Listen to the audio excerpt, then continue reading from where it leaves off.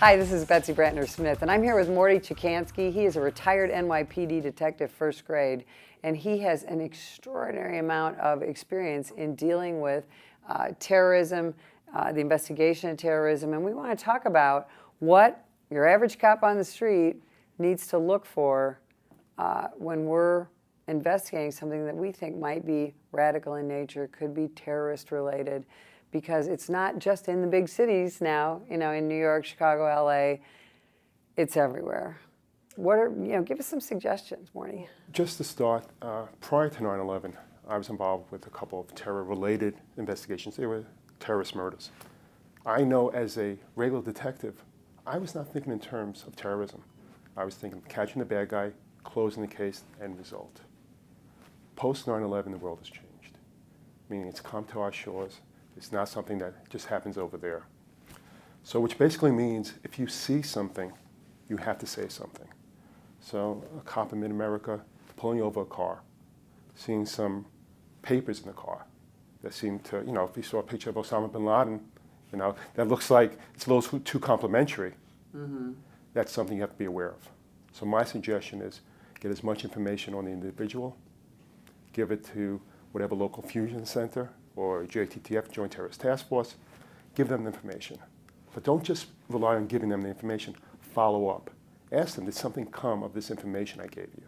Of course, now we have two responsibilities, because you saw after 9/11, so much damage and so much carnage could happen in one day that all the good work you've done prior is not negated, but this is much bigger than traditional crime. And they're everywhere. When I say everywhere, it's not like this city's off limits and people could get radicalized in prison, so his name could be Joe Smith.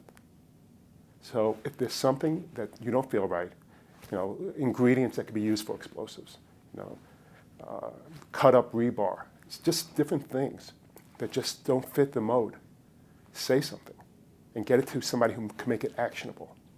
Now, do you recommend that officers, when they, make that traffic stop or come into an apartment on a domestic or suspicious noise call or whatever, and they start to see things that they think, might be radical in nature, do you recommend that they engage, talk to these guys and gals, or just note what they see and give somebody a call? If it's something that could possibly be used for explosives, you have to take action.